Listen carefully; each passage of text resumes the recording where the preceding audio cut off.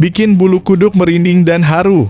Para pemain timnas Indonesia berbondong-bondong beri respons usai Shin Tae-yong latihan perdana di Ulsan HD. Justin Hubner dan Rizky Ridho sampai bilang begini, "Coach, kapan kami dipanggil lagi? Kami siap di sampingmu sampai kapanpun. Salam Garuda." Alhamdulillah ada gebrakan timnas Indonesia di bulan Agustus. Jadwal lengkap Piala Kemerdekaan 2025 timnas Indonesia jajal kekuatan Tajikistan di laga perdana.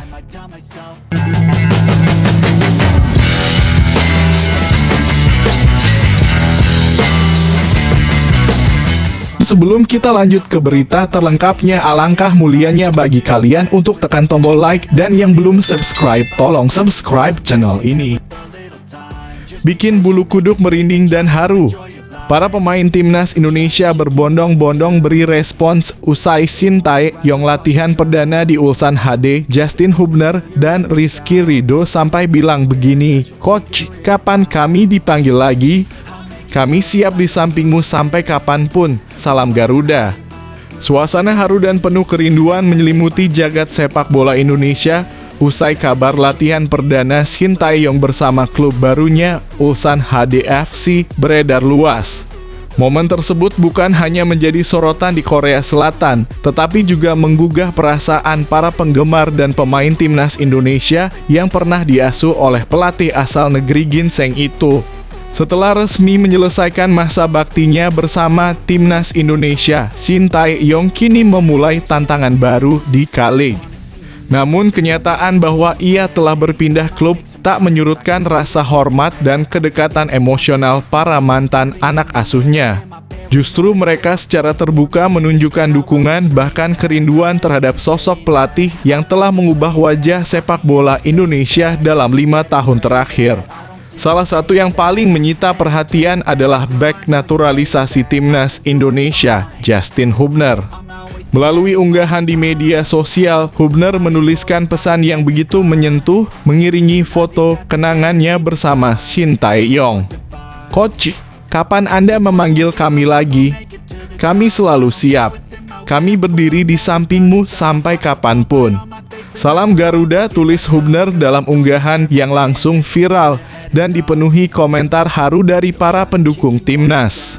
Tak kalah emosional, Rizky Ridho, bek tangguh yang kerap jadi andalan STY di berbagai turnamen, juga mengungkapkan isi hatinya. Dalam sesi wawancara dengan media lokal, Ridho mengatakan bahwa Shin Tae-yong adalah sosok yang sangat berarti bagi seluruh pemain. "Coach Shin bukan hanya pelatih, dia seperti bapak kedua buat kami. Semua pemain merasa seperti satu keluarga di bawah arahannya. Kami semua siap kalau dia butuh kami dimanapun, kapanpun," ucap Ridho. Ungkapan-ungkapan ini seolah menjadi bukti betapa besar pengaruh yang ditinggalkan Shin Tae-yong, tidak hanya secara teknis di atas lapangan, tetapi juga secara emosional dan psikologis. Para pemain muda Indonesia yang dibesarkannya selama proyek panjang sejak 2020 menunjukkan loyalitas yang jarang terlihat dalam relasi pelatih dan pemain di level internasional. Era kepelatihan Shin Tae-yong memang mencatatkan perubahan signifikan bagi timnas Indonesia. Di bawah komandonya, Indonesia lolos ke Piala Asia 2023, tampil kompetitif di level Asia hingga nyaris menembus babak ketiga kualifikasi Piala Dunia 2026. Lebih dari itu, ia memperkenalkan disiplin, profesionalisme, serta gaya main modern yang membuat Garuda lebih disegani. Media sosial pun dibanjiri komentar haru dan dukungan dari netizen. Banyak yang mengaku rindu pada suasana kebersamaan timnas di era STY yang kerap menunjukkan semangat juang tinggi dan kekompakan luar biasa. Bukan hanya pelatih, dia adalah arsitek masa depan sepak bola kita. Lihat saja bagaimana pemain sangat menghormatinya, tulis salah satu pengguna X dalam kurung Twitter yang langsung mendapatkan ribuan likes. Kini Shin Tae-yong tengah fokus mempersiapkan Ulsan HD untuk menghadapi putaran kedua K-League.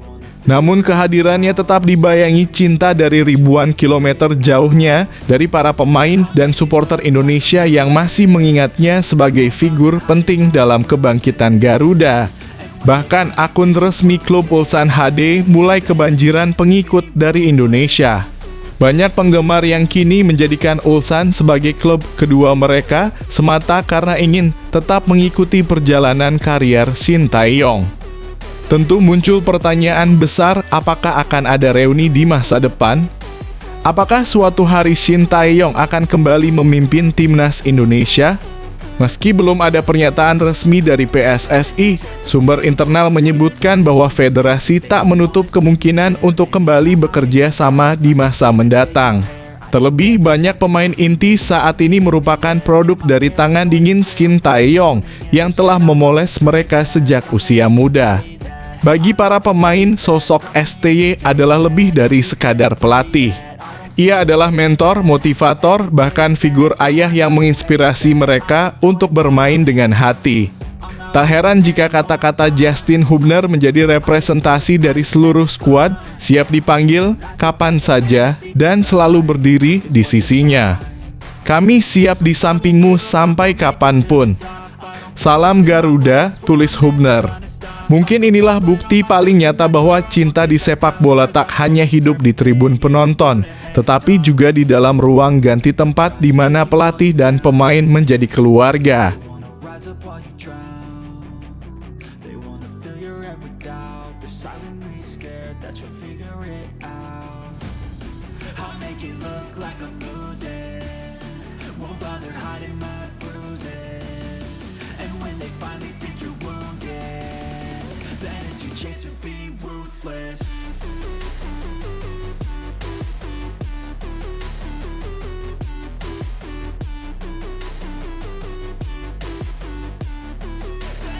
Alhamdulillah ada gebrakan timnas Indonesia di bulan Agustus. Jadwal lengkap Piala Kemerdekaan 2025 timnas Indonesia jajal kekuatan Tajikistan di laga perdana. Jadwal Piala Kemerdekaan 2025 telah dirilis secara resmi oleh penyelenggara.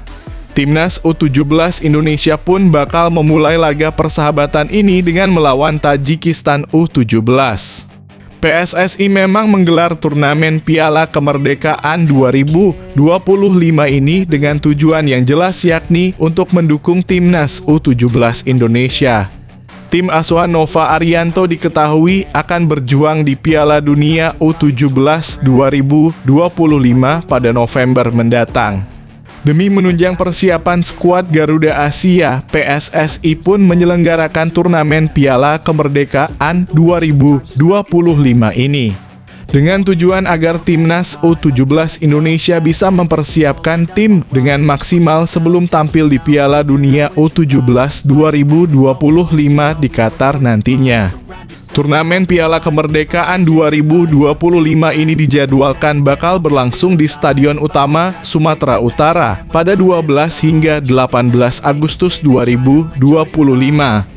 Dalam turnamen ini, timnas U17 Indonesia bisa menjajal kekuatan beberapa tim. Pasalnya, dalam turnamen ini PSSI mengundang 3 tim untuk laga persahabatan ini, yakni ada Tajikistan, Uzbekistan, dan Mali. Sebelum menghadapi Tajikistan U17 hingga Mali U17 ini, Zahabi Gholi dan kawan-kawan sebenarnya telah menjalani persiapan. Timnas U17 Indonesia telah menjalani pemusatan latihan dalam kurung TC di Bali sejak 7 Juli lalu. Setelah ini, tim asuhan Nova Arianto direncanakan bertolak ke Sumatera Utara untuk persiapan menghadapi Piala Kemerdekaan 2025 ini. Setelah menjalani persiapan selama sebulan, Nova Arianto pun akan memulai ujian pertama. Tim asuhannya akan menjajal kekuatan Uzbekistan U17 hingga Mali U17 sebelum berlaga di Piala Dunia U17 2025. Dalam Piala Dunia U17 2025 ini, skuad Garuda Asia diketahui bergabung dalam grup H bersama Brasil, Honduras, dan Zambia. Mereka bukan lawan yang mudah, sehingga tim Merah Putih pun perlu menjalani persiapan dengan matang. Untuk itu mereka bakal menjalani uji coba dengan melawan tim-tim yang juga peserta Piala Dunia U17 2025 ini. Jadwal resmi pun telah dirilis oleh tim penyelenggara Piala Kemerdekaan 2025. Timnas U17 Indonesia dijadwalkan akan menghadapi Tajikistan U17 terlebih dahulu dalam laga perdana Piala Kemerdekaan 2025 ini. Skuad Garuda Asia dijadwalkan akan melawan Tajikistan U17 di Stadion Utama Sumatera Utara pada Selasa (12 Agustus 2025). Setelah itu, tim Merah Putih akan menghadapi ujian dengan menghadapi salah satu tim kuat di Asia yakni Uzbekistan U17. Evandra Florasta akan menghadapi Uzbekistan di stadion yang sama pada Jumat (15 Agustus 2025 pukul 20.30 waktu Indonesia Barat). Kemudian untuk laga penutup, Timnas U17 Indonesia akan melawan Mali pada Senin (18 Juli 2025 pukul 20.30 waktu Indonesia Barat). Ini akan menjadi pertandingan penting buat Timnas U17 Indonesia apabila ingin bersaing di Piala Dunia U17 2025. Walaupun di Piala Dunia U17 2025, Timnas U17 Indonesia memang tak dibebankan target oleh PSSI. Akan tetapi pelatih Timnas U17 Indonesia Nova Arianto berharap bisa membawa skuad Garuda Asia melangkah jauh ke depannya. Apalagi turnamen ini dipastikan sebagai ajang yang bergulir setiap tahunan, sehingga tim pun ingin meraih hasil terbaik musim ini. Berikut jadwal resmi Piala Kemerdekaan 2025, laga perdana Uzbekistan U17 versus Mali U17 Selasa 12 Agustus 2025 pukul 16.00 WIB Timnas U17 Indonesia versus Tajikistan U17 Selasa 12 Agustus 2025 pukul 20.30 waktu Indonesia Barat. Laga kedua Tajikistan U17 versus Mali U17 Jumat 15 Agustus 2025 pukul 16.00 WIB Uzbekistan versus Timnas U17 Indonesia Jumat 15 Agustus 2025 pukul 20.30 waktu Indonesia Barat.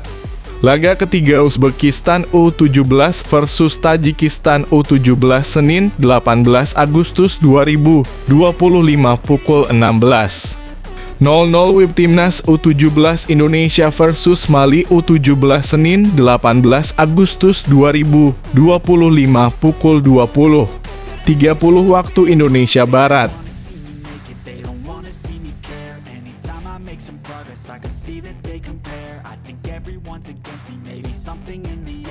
Paranoid, I swear a void is forming and they're scared I walk a straight path, not many can say that I like to play fast, cross me and there's payback. You better pray that I don't see your face at any place that I go, I know you hate that. I've been doing fine, I'm not wasting any more time.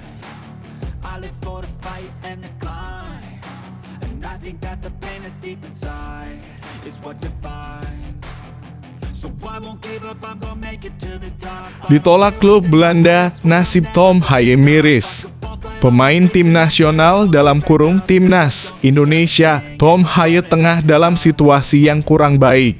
Pasalnya, Haye dikabarkan telah ditolak oleh klub lamanya, yakni NAC Breda yang bermain di Liga Belanda. Padahal Haye bisa saja reuni dengan klub lamanya tersebut. Namun, NAC Breda tak berniat menampung Haye yang sampai saat ini tak memiliki klub. 1. Ditolak NAC Breda saat ini, Tom Haye masih berstatus tanpa klub setelah kontraknya dengan Almere City berakhir pada 1 Juli 2025. Meskipun sempat dikaitkan dengan beberapa klub lain, kabar terbaru menyebutkan upayanya untuk kembali ke mantan klubnya, NAC Breda, tidak membuahkan hasil. Menurut laporan dari Fan Online, reuni antara Tom dan NAC Breda mustahil terjadi. Pihak klub dikabarkan menolak untuk merekrutnya meskipun Tom sangat terbuka dan tertarik untuk kembali. Laporan tersebut juga menyebut bahwa NAC Breda lebih memilih pemain lain meskipun Tom tersedia secara gratis. Kembalinya Tom Haye ke NAC Breda tampaknya tak mungkin. Meskipun ia bersedia dan tertarik untuk kembali, klub tersebut memilih jalan yang berbeda, tulis Fan Online dikutip pada Kamis (7 Agustus 2025). Jurnalis Football International Joos Blauhoff menguatkan kabar ini dengan mengatakan beberapa orang di dalam klub tidak tertarik untuk bereuni. Hingga saat ini belum ada kepastian mengenai klub baru Tom Haye. Dari beberapa pemain diaspora timnas Indonesia, hanya Tom yang belum mendapatkan klub di bursa transfer musim panas ini. Pemain lain seperti Justin Hubner, Shaine Patinama, dan Rafael Struijk sudah memiliki klub baru. Diharapkan Tom segera menemukan klub anyar demi kelanjutan kariernya.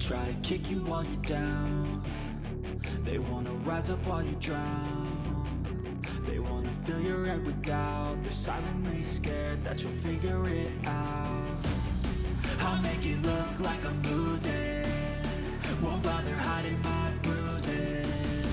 And when they finally think you're wounded, then it's your chance to be ruthless.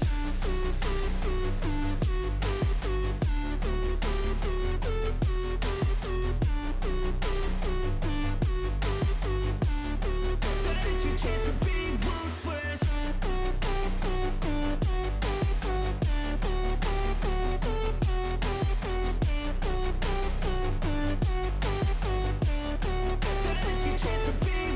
They don't wanna see me make it, they don't wanna see me care. Anytime I make some progress, I can see that they compare. I think everyone's against me, maybe something in the air. Am I paranoid? MU wajib datangkan Dani Carvajal, ini alasannya. Manchester United tengah mencari bek kanan berpengalaman yang mampu memberi stabilitas dan kontribusi ofensif. Nama Dani Carvajal pun mencuat sebagai kandidat ideal. Meski sudah 33 tahun, performanya tetap konsisten di level tertinggi. Carvajal telah mencatatkan lebih dari 450 penampilan untuk Real Madrid, termasuk 6 gelar UEFA Champions, lagu rekor luar biasa yang hanya dimiliki segelintir pemain.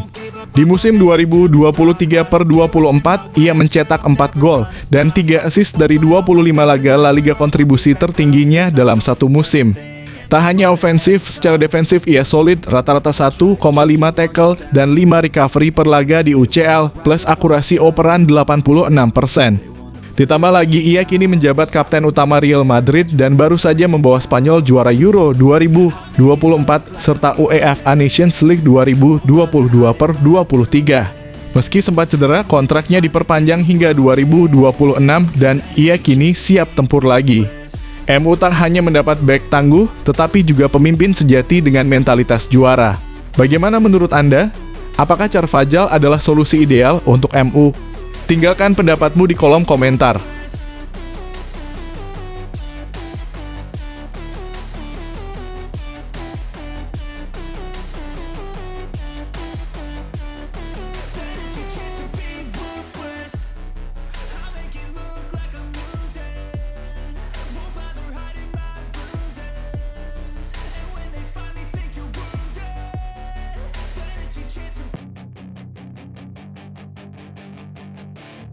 Ungguli Newcastle, Manchester United ajukan tawaran gila-gilaan super fantastis untuk Šeško. Manchester United resmi mengajukan tawaran senilai 85 juta untuk mendatangkan Benjamin Šeško dari RB Leipzig, mengungguli Newcastle United dalam perburuan sang striker muda asal Slovenia. Laporan dari The Athletic menyebutkan bahwa Setan Merah menawarkan struktur 75 juta sebagai nilai tetap dan 10 juta dalam bentuk bonus memenuhi syarat minimum yang ditetapkan Leipzig. Newcastle sebelumnya menawar dengan struktur serupa, namun hanya menawarkan 5 juta dalam variabel bonus. Dengan langkah ini, Manchester United di bawah Ruben Amorim menunjukkan keseriusannya menjadikan Šeško prioritas utama musim panas ini. Kini keputusan akhir berada di tangan Šeško yang tengah mempertimbangkan masa depannya di Liga Inggris. Baik MU maupun Newcastle juga menyiapkan opsi cadangan seperti Ollie Watkins, sementara Newcastle menghadapi potensi kepergian Alexander Isak usai menolak tawaran 120 juta dari Liverpool. Apakah Sesko akan memilih bergabung ke Old Trafford? Atau justru lebih cocok bersama Newcastle? Bagaimana menurut kamu? Tinggalkan opinimu di kolom komentar.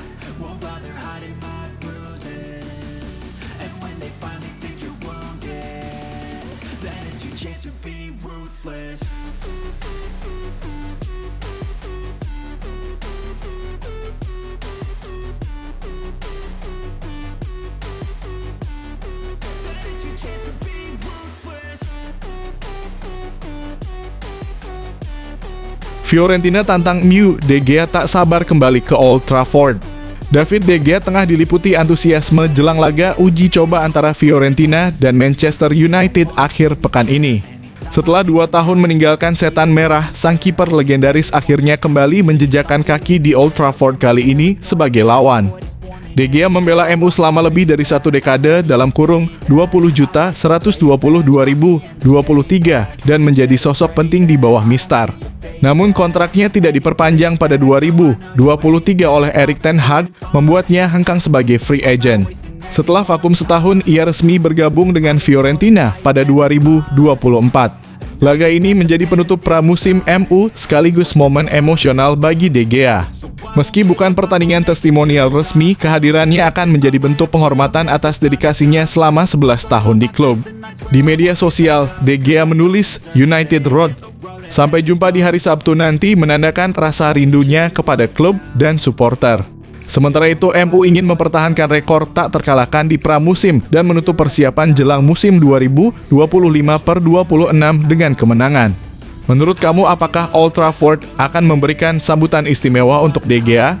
Dan siapa yang akan tampil lebih kuat di laga ini? Yuk bagikan pendapatmu di kolom komentar.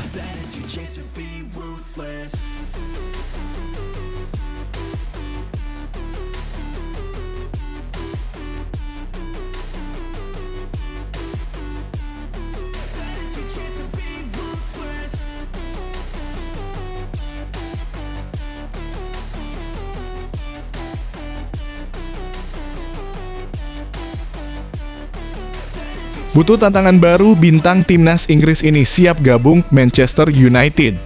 Ollie Watkins dikabarkan tertarik bergabung dengan Manchester United musim panas ini. Striker Aston Villa itu merasa sudah saatnya mencari tantangan baru setelah 5 musim membela The Villains sejak direkrut dari Brentford pada 2020. Watkins berkembang pesat di Premier League dan dianggap sebagai salah satu penyerang paling tajam musim lalu. Menurut laporan The Sun, striker 28 tahun ini telah memantapkan niat untuk meninggalkan Villa Park dan menjadikan Manchester United sebagai tujuan utama. Watkins menilai proyek di bawah Ruben Amorim sangat menjanjikan dan ia ingin menjadi bagian dari kebangkitan setan merah. Ia juga telah memberitahu agennya bahwa ingin tetap bermain di Inggris, menegaskan keinginannya untuk bertahan di Premier League. Namun, jalan menuju Old Trafford tak sepenuhnya mulus. MU dikabarkan tinggal selangkah lagi menyelesaikan transfer Benjamin Sesko dari RB Leipzig. Jika transfer itu resmi, peluang Watkins untuk bergabung bisa tertutup. Menurut kamu, apakah MU masih perlu datangkan Watkins jika sudah punya Sesko? Atau justru mereka bisa jadi duet maut? Tulis pendapatmu di kolom komentar.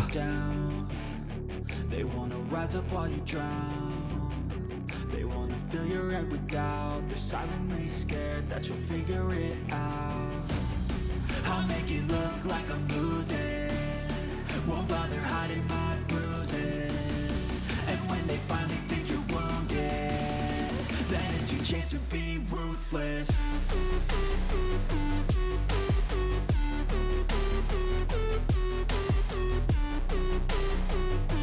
Florian Wirtz bikin pusing Arne Slot, belum temukan posisi ideal di Liverpool. Florian Wirtz menjadi teka-teki besar bagi Arne Slot jelang musim 2025/26. Didatangkan dengan harga fantastis 136 juta dalam kurung sekitar 2,6 triliun rupiah, sang gelandang Jerman justru belum menemukan posisi ideal di skuad Liverpool. 2 laga pramusim mengungkapkan kebingungan taktik. Saat melawan AC Milan, Wirtz dimainkan sebagai false nine, namun hanya tampil hingga babak pertama dan tak banyak memberi dampak. Kekalahan 2-4 membuat eksperimen ini dipertanyakan. Di laga berikutnya kontra Yokohama Marinos, ia tampil lebih nyaman sebagai gelandang serang dan mencetak 1 gol. Namun lawan yang dihadapi memiliki kualitas jauh di bawah. Masalahnya, posisi favorit Wirtz di sisi kiri sudah diisi Gakpo dan Ekitike. Di kanan ada potensi kombinasi dengan Salah, tapi gaya main Slot belum memberi kebebasan seperti yang Wirtz nikmati di Leverkusen. Jika Slot mempertahankan formasi 4-3-3, salah satu dari Gravenberch, Szoboszlai, atau McAllister harus dikorbankan. Bahkan Harvey Elliott pun terancam kehilangan tempat. Dengan banderol tinggi dan ekspektasi besar, Wirtz harus segera dioptimalkan.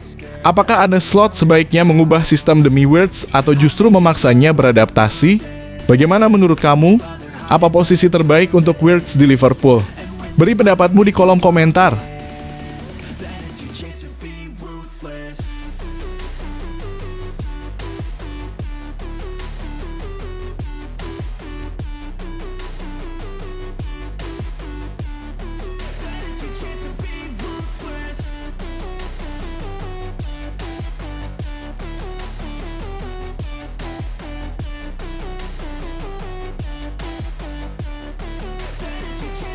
Cuci gudang berlanjut. Chelsea resmi lepas Kiernan Dewsbury Hall ke Everton. Karier Kiernan Dewsbury Hall di Chelsea rupanya tak berlangsung lama. Baru semusim berseragam, The Blues, gelandang 26 tahun itu kini resmi dilepas ke Everton dalam kesepakatan transfer yang cukup mengejutkan. Didatangkan dari Leicester City pada tahun 2024 dengan harga tinggi, Dewsbury Hall sempat digadang-gadang jadi pilar lini tengah Chelsea. Namun di bawah arahan Enzo Maresca, ia kesulitan menembus tim utama dan minim menit bermain. Menurut laporan Fabrizio Romano, Chelsea dan Everton akhirnya mencapai kesepakatan transfer senilai 25 juta di muka plus klausul tambahan hingga 4 juta. Dewsbury Hall pun segera bertolak ke Merseyside pada Selasa dalam kurung 5 Agustus 2025 pagi waktu setempat untuk menjalani tes medis sebelum resmi diperkenalkan sebagai rekrutan anyar The Toffees. Kepindahan ini menjadi bagian dari cuci gudang besar-besaran yang sedang dilakukan Chelsea. Selain Dewsbury Hall, sejumlah nama besar seperti Nicholas Jackson, Christopher Nkunku, Carney Chukwuemeka, dan Leslie Ugochukwu juga disebut-sebut bakal dilepas. Langkah Chelsea ini tentu menimbulkan banyak pertanyaan. Apakah ini strategi untuk membangun ulang skuad? Atau justru tanda bahwa klub sedang dalam tekanan? Menurut kamu keputusan melepas Dewsbury Hall tepat atau justru terburu-buru? Yuk, tulis pendapatmu di kolom komentar.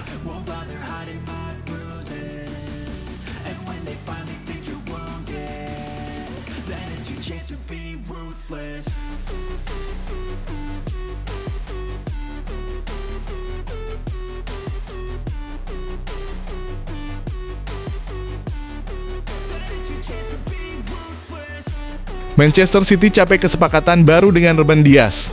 Manchester City bergerak cepat mengamankan masa depan salah satu pilar utama mereka.